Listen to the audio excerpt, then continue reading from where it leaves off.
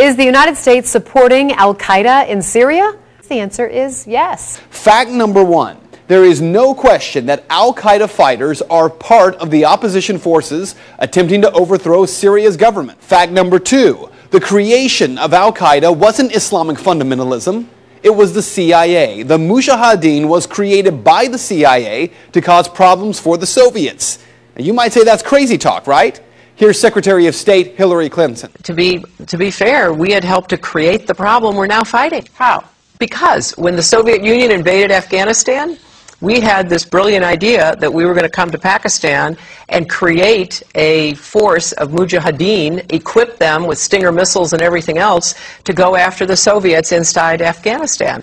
And we were successful. The Soviets left Afghanistan, and then we said, great, goodbye, leaving these trained people who were fanatical in Afghanistan and Pakistan, leaving them well armed, creating a mess, frankly, that at the time we didn't really recognize. We were just so happy to see the Soviet Union fall, and we thought, okay, fine, we're okay now. Everything's going to be so much better. Now you look back, the people we're fighting today, we were supporting in the fight against the Soviets. So it's not a conspiracy theory, it's history. And it's history that's being repeated in Libya and now in Syria. But there is a bigger problem here, one that every American should be questioning. We're fighting al-Qaeda in Afghanistan, but we're also bombing al-Qaeda targets in Pakistan and in Yemen.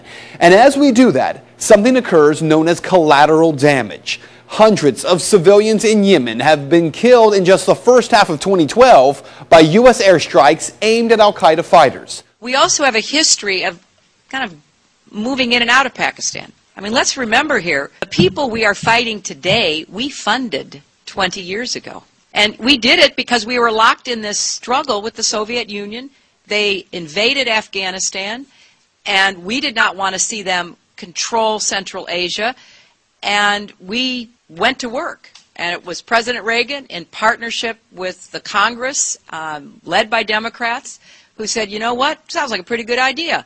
Let's deal with the ISI and the Pakistani military, and let's go recruit these Mujahideen, and let's get some to come from Saudi Arabia and other places, importing their Wahhabi brand of Islam so that we can go beat the Soviet Union.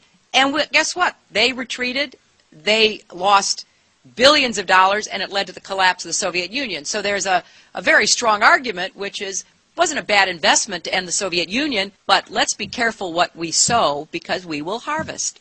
And we now are making up for a lot of lost time. So what you need to know tonight is heavy. Our government is bombing sites around the world in an ongoing war with al-Qaeda. In Iraq, where al-Qaeda had no presence before the U.S. war, al-Qaeda is now thriving.